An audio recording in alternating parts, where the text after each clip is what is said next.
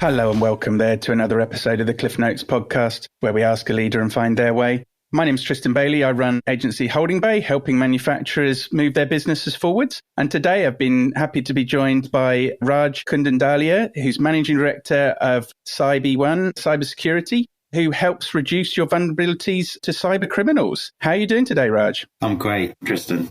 How are you? Yeah, not too bad. It's keeping busy, keep myself out of trouble, and looking forward to having a good conversation with you. Let's reduce our risks and get a better understanding of this space, help the people in industry.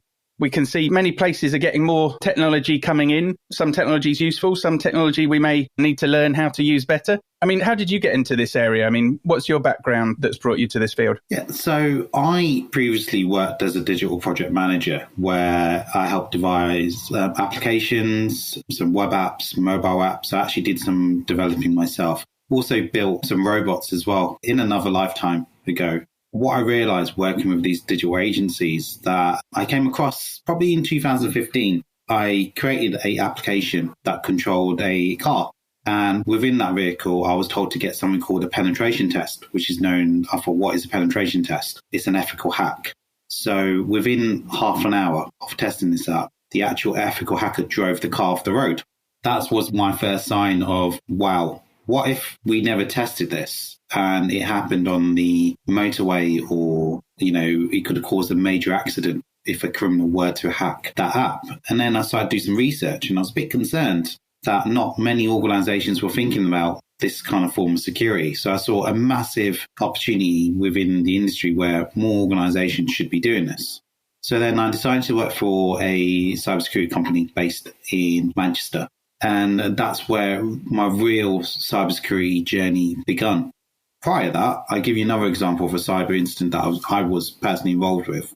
And people might think, this may not be a cyber incident, but I'll tell you why it is as well. So probably you're looking at about 8 years ago, where we went out for a family meal, took my mother-in-law out, who wasn't doing so great at the time. She was suffering from depression, and it was my sister-in-law's birthday. So we went out for a meal. As we went for the meal, my mother-in-law, before she leaves the house, she switches on the radio, she leaves the lights on, so it feels like someone's in the house. And there's usually at least 2 cars on the driveway. So I said, okay, that's fine. So then took her to the meal. We sat down, had a lovely meal. Then I dropped her off, and then I get a phone call from her. She's crying. I was like, what's happened? My house, we've been robbed. My house has been broken into. I'm like, how? You had the radio on, you had the telephone on. Then looking back, when we were at the meal, my sister-in-law and my brother-in-law tagged us all in on Facebook. So I just thought, right, so whoever the cyber criminal probably knew, the criminal at that time knew that we weren't at the house. So tagging us in, they could see our social media accounts where that everyone that lived in the house or would be in the house was out at this meal. So I found out the time frame when it would have happened.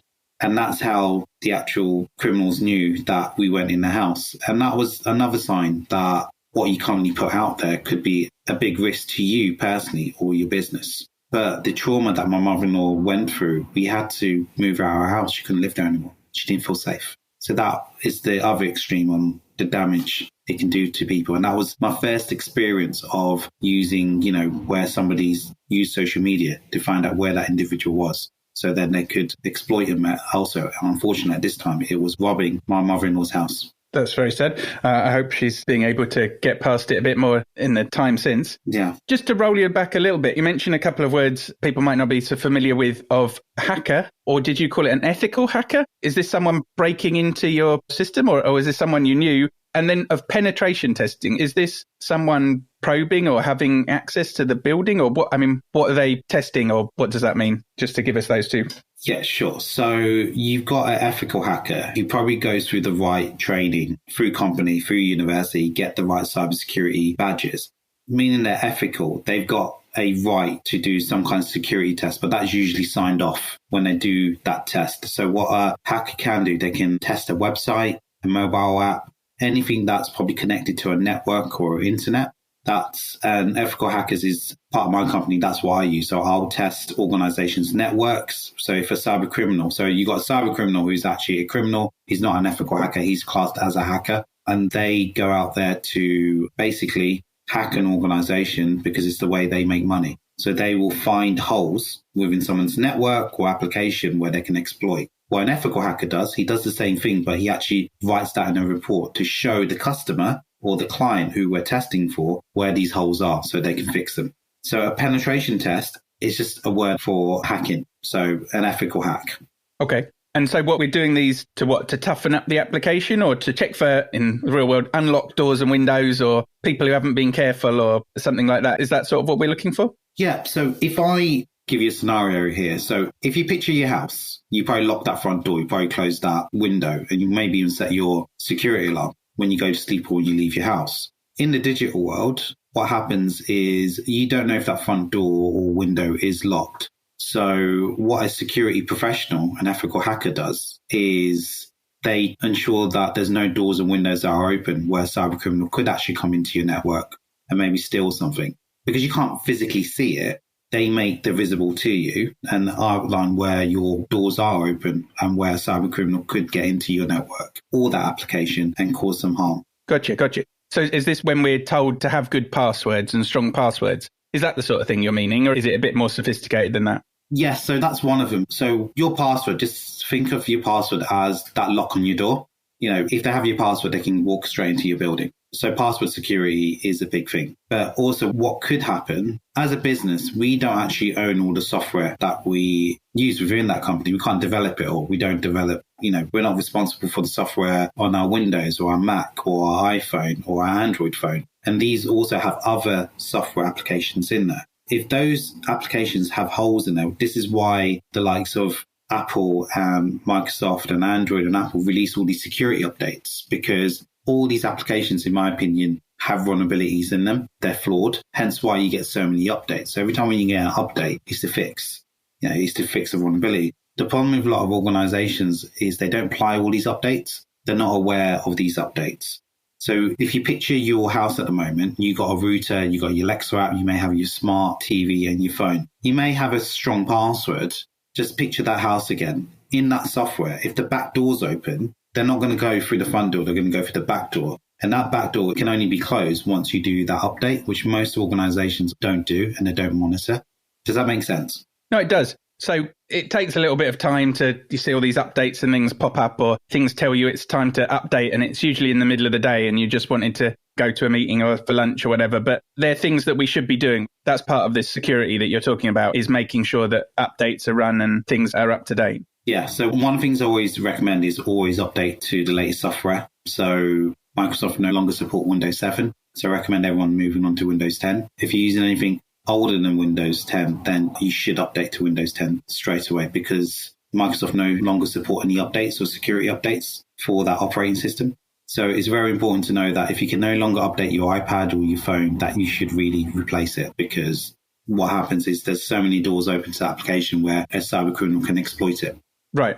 But if I'm used to working in a business or working with machinery and stuff, well, that's not on my phone. What's my phone got to do with it? You told me I need to make sure my phone was updated, but that's not where I'm working, is it? So personally, if you're connected to your company's Wi-Fi and you're not updating your phone, or it's a work phone, and personally, you should update it, because a cybercriminal doesn't care who you are. Doesn't matter if you're a 3-year-old or a adult, a grandfather, doesn't matter your age or who you are. They will exploit you if they can. So it's very important that you update all your devices, because if they see an opportunity, it's like this. If you left your wallet out on your driveway with it open and people can see money on it, and then you stepped in your house, what's the chances of your wallet still being there after an hour or two? Unless you're in a decent street. But if you're in a busy street, someone's going to take that wallet. It's the same thing with your phone. If you leave it open and you're not updating your phone, eventually it will get compromised. And that's what you're near enough doing.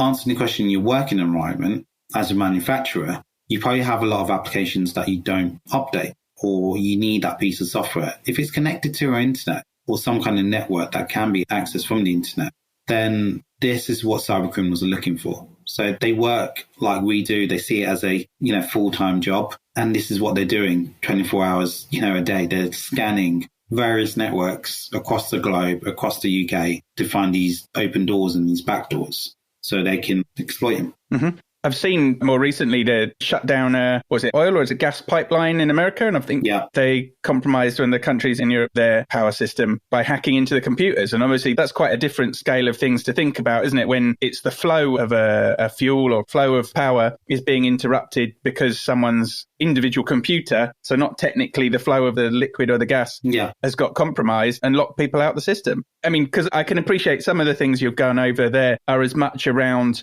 working with your IT department, making sure your computers are updated and things. And that's, as my understanding right, that's not totally your field. Yours is more the readiness and making sure the business as a whole or the systems that they're running are secure. Could you just walk us through that a little bit of, I mean, what is an engagement or what something look like? Now we've sort of got an understanding a bit more of what cybersecurity is. What is it that you're helping with? Because going towards, it's going to cost something. I mean, it costs me to buy new computers and keep things updated and all different stuff. So, I mean, where am I going to then work out what this sort of return on investment is based on working with someone such as yourself? So being in the UK, if you did suffer a cyber breach, where personal identified information was leaked, that could be of your employers or your customers or any information that you hold, you got GDPR, which we're still, even though we're no longer part of the EU, we still comply with that law.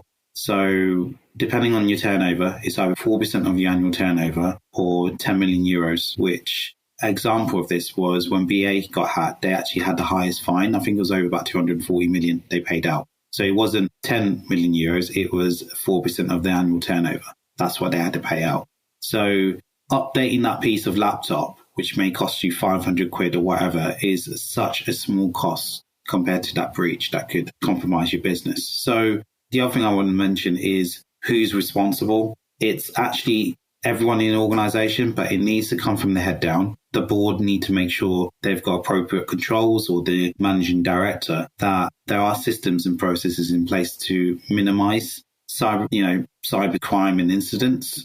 And you can't prevent it all, but as long as you've got appropriate controls in place, you can minimize the risk massively. So you've got government badges out there, which if you're going to work with the MOD or a local government, is called Cyber Essentials, which was released by the UK government in 2014. And the government actually say if that is applied correctly, and it's very basic controls, you can reduce 90% of internet risk. And that's simple as updating, changing certain passwords, making sure you've got appropriate controls in place, following best guidelines. Because what the UK government realised, that cybercrime is increasing, and the ones that are victim are the ones that are not probably taking it seriously enough. Gotcha. Are these a bit like an ISO standard or something, like a program to work through and some processes to follow to get up to speed? And then that offers a level of protection? Is that what you're saying? Yes. So the ISO standards, a lot of them make up GDPR, like ISO 27001, 9001. I think there's privacy ones and all sorts. So if you're compliant with a lot of these ISO standards, then you're compliant with GDPR. The problem with it is that most companies in the UK isn't compliant with GDPR. And this is where things like Cyber Essentials, it doesn't resolve it all. It's just a step in the right direction, because you can't implement such a big framework within a short space of time. It's a marathon. You need to build on it. But also, it's not a tick box exercise. It's a cultural change that you need to build in the organization. And by building that, what happens as well is, like that example of what happened in the US with the oil situation, they got hacked due to their suppliers. So there's a supply chain issue. So larger companies in the UK and Europe and globally are now looking for supply assurance, and they do audits. They want to know what you got in place. Have you done that ethical hack, that pen test, which a lot of organizations do look, you're doing. So every time they recommend you do that minimum once a year, which is a test on your external and internal network. You may then think, right, well, we don't, in some of the applications that you use, like I always recommend testing like your website and some of the applications that you custom built in-house, because you're probably responsible for updating those applications. But applications that you probably may get off the shelf, like CRM systems, just to ensure from a supply assurance point of view, they have got the appropriate controls and policies and insurances in place that they're testing. Example of the oil situation and the supply chain there. If your supply person has into your organization, which is that back door, and it's just to ensure that back door is secure. If they are ever compromised, there's appropriate controls in place that they communicate that to you as well. Okay.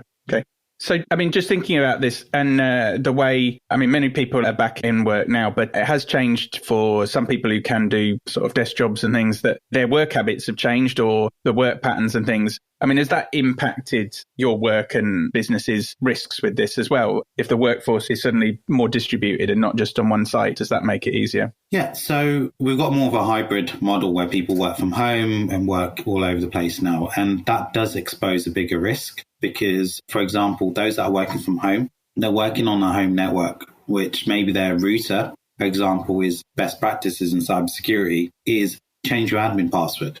And I tell you, if you got a Skybox router or a BT router, the Skybox router, I guarantee you, your password might be admin or Sky. So a cyber criminal can hack that within 2 seconds or 3 seconds into your router. They're into your home network, which they can see what you probably are doing for work purposes. So that's a big risk from working from home. Also working remotely in areas that you probably don't know what security measures they have in place. And you're probably thinking, well, obviously, I work in a cafe, I'm out and about. How can I ensure that it is secure? Well, in terms of if you're accessing any corporate network from where you are, it's best to use a VPN, which is a virtual private network. It masks what you're browsing. But if you're not browsing any sensitive corporate, you're not accessing another network or another corporate CRM system. As long as you've got that padlock on that web browser, and if you're connecting to a Wi-Fi, just ensure that if it's at Starbucks, you're connecting to the Wi-Fi because cyber criminals set up different Wi-Fi hotspots as well. Then just be mindful of the password you're entering in there. We're all guilty of a lot of us using the same passwords. So I always recommend using some kind of password manager or a longer password with 3 different characters. It just helps in that sense that using a lot more, you are using a more secure password. Mm-hmm. No, I like that. Just to be thinking back on the business level, as you were giving us some advice on a personal level there, have you got any sort of case studies or something you could talk through or some piece of advice you could give as to what sort of things would you be doing once you've done some of this testing? It's going to help start reducing that risk and making us a more viable business and not having to ramp up our insurances or our worries to keep us covered. Yeah, so my first step is always to do a workshop with a company to actually understand what risks they are exposed to. And the way it works is telling them why they would be a victim of cybercrime within the organization, share some stats with them, and telling them to start with that. I think the first thing is looking at what assets they hold, what software they use, writing down a list of all of those, because each software and each piece of asset has that exposure for risk. For example, at one point, all our phones we're going to have to change because we will no longer be able to update that software. That's a risk, but it might not be 2 years or 3 years time, but it's still a business cost and risk. You may be using a temporary CRM system just to test something. That's also, you're looking to move into another CRM system, but that software that you're using, does that company do any testing? Do they have any security measures in place? And these are the questions you need to ask yourself. And when it comes to cyber insurance, you probably need to look at most cyber insurances don't pay out because the companies don't have the basics in place. That could be some kind of monitoring to ensure that you're regularly updating, which is like patch updates. Could be you may not have any antivirus on your computer. Antivirus only picks up 33% of threats out there, but it's best to have something than nothing. They will look at if you've got any firewalls. Do you do any user awareness training for your staff? Because you may have the best security controls in the world, but if that staff downloads an attachment, which could be malicious software, which we class as malware, which then can infect your network or your computer and maybe hold you to ransom. It's also all those things that I look at, seeing what's the organization's knowledge in cybersecurity, what controls do they have in place, and then go through that journey on what they should have in place. And then at the end of it, get them to work towards some kind of badge. And I would say the first step, and most security professionals say Cyber Essentials is very basic, but what a lot of those professionals don't realize is a lot of people don't even have Cyber Essentials controls in place. Cyber Essentials is a stepping stone, as well as the main goal is to work towards ISO 27001 to make sure that you've got appropriate controls in place. But the overall picture is how can we keep that organization safe, but also make them more attractive to their clients and their other suppliers where they would like to do more work with them? Because insurance is now, when cybercrime and supply assurance is what everyone's currently looking towards. Yeah, because outside of paying out or if your machine's compromised or something got stolen, you've got your partners and the market being aware of this too, that's something that's going to take much more than money just to build back. if you're an unreliable partner or you've risked their business as well through a partnership that you've got with them. Difficult to work some of those things back, I imagine, that this stuff makes sense to work through. And is that sense of you're managing risk, or are you mitigating the risk, or is it sort of you've just got to work through that list of discoveries to bring it down and make it something that's understood? Is that the ultimate aim, something that's sort of visible and understood, or is it sort of like a one-off piece, or is this sort of something that we're running regularly like some of the other sort of practices or audits each year? It's continuous. It doesn't stop. So the way I like to work is if you were to suffer some kind of ransomware attack, so WannaCry that hit the NHS, took the NHS down, and that was due to, doing some patch updates, which they didn't implement in time. So something like a simple update could have stopped WannaCry from happening. So I always go in a scenario, if you were to get attacked right now, what controls do you have in place? And then role-playing that within the organization and then building those controls. So back to front and then testing those controls regularly and making sure that's communicated across the organization because they need to know why. In terms of cybersecurity, it's not a disabler, it's an enabler. People see cybersecurity as maybe like that's concerning. Yes, it is, but it's trying to change it that it's people taking responsibility because when you work in an organization, you're equally as important as one of the C-levels when it comes to responsible for cybersecurity if it's communicated correctly. Even though the C-level has more influence and power implementing stuff, but if you spot something as a user and you don't communicate that, it could impact a big risk. That's why everyone in the organization needs to understand the risks and how they can mitigate those risks. So I would say always start from what do you have in place right now if something did happen. If it goes, I will speak to your IT provider. He's great at fitting your network, but when a cyber attack happens, he's not your cybersecurity specialist. And it's not going to be his business or his reputation. You're going to have to face the public if it is a large breach. Or if it's not, you may be thinking, oh, I'm not that big, so I'll never go in front of the public. But if you're connected with all your suppliers and you suffered a breach and you can't do any business where you're ordering orders and you can't pay salaries, of course you need to communicate that across. So it's trying to understand that if the worst case happened, how can you get up and running as quick as possible? And if you can't answer that, then that's where we go through and start building these controls in place. No, that's great. I like that. I mean, this sounds like a bit of a journey that certainly you've been on and you've taken other clients on. I mean, is there pieces that you've enjoyed or learned along the way for this? Yeah.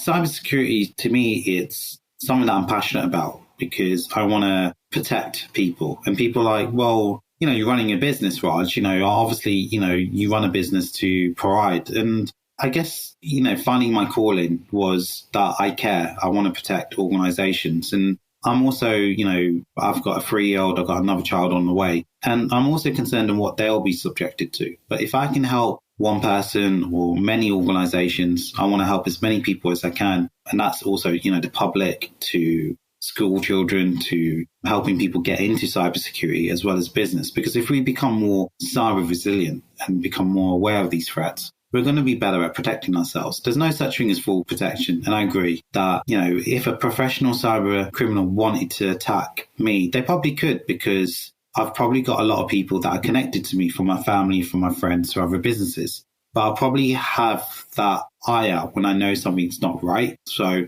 from those text messages I receive or those emails that I receive, I just look at people that have been out of character. And there's little steps that I teach from, whenever time you're making a first payment to an organization, confirm those payment details. Don't go by the email, find another email to contact that person. If payment details do change, it's just following those good practice steps. And people, having those steps, to me, it's not trying to build a process. It's trying to change people's habits in a way that so they reduce being a victim to cybercrime. And that's personally to the public and to businesses as well. Nice way. Nicely put. And our little fun question at the end before I find out a bit more about how we can get on contact with you. If we're in a superhero movie or a disaster movie, however you like to say it, if someone's going to box you up in the corner, you're back against the wall, what's 2 things you'd like to grab? Or you can put yourself in the position of being a business owner. 2 things you'd like to grab to come out on top if we're stuck in a corner in one of these situations. Stuck in a corner. So my company's called CYBIONE, like Obi-Wan Kenobi. I'm the only hope. I'll just use my Jedi powers to throw that person off me, to be honest. or do some mind tricks to get him off me. But I would just say, when you're boxed in a corner, there's always opportunities. You just need to know where to look. Nicely put. I like the tie back there. And so, leading in and keeping with your Jedi mind tricks of advising us all to how to be more secure in our businesses, what's the best way of getting in contact with you? Or what does a business look like? What sort of businesses do you work with? So I work with all different sizes of businesses, but if you hold a lot of data or your company relies on a lot of software and tech to obviously manufacture products, give me a shout. I'm always happy to do, just go over you and tell you where your risks lie. I do various workshops, which I do advertise. So I recommend people follow me on my LinkedIn, which is just Raj, R-A-J Kundalia, which is K-U for uniform, N for November, D for data, A for alpha, L for Lima, I for India, A for alpha. Just want to spell that out for people. And then CYBIONE, which is C-Y-B for Bravo, I for India, then one, O-N-E.co.uk. If you go on my website or follow me on LinkedIn, I usually do promote my workshops or where I'm speaking, and also have a beautiful cybersecurity community from charities to helplines. So if anyone does want more information, please get in touch. Super. I look forward to looking out for those and keeping my skills and knowledge up. We do some of this stuff with helping marketing and sales keep their stuff GDPR compliant, but we come to someone like you when we need to have that whole testing piece. I think it's definitely a professional business and it moves so much. You need to be aware of what's going on and work with the professionals. So Raj, thanks very much for coming today and sharing with us on this very interesting and prevalent topic. And we look forward to catching up with you again soon. Brilliant. Thank you, Tristan. It's been a pleasure being on the podcast today. Thanks for joining us again today on the Cliff Notes podcast. If you'd like to get in contact with myself or the guest, their details will be in the show notes, including Raj's contact details. You can go to cliffnotespod.com and we're on Cliff Notes Pod on Twitter and catch us there. And we always like to get feedback and hear how people have been getting on with this and other issues that we've covered on other shows. So we'll look forward to seeing you again next time. Take care.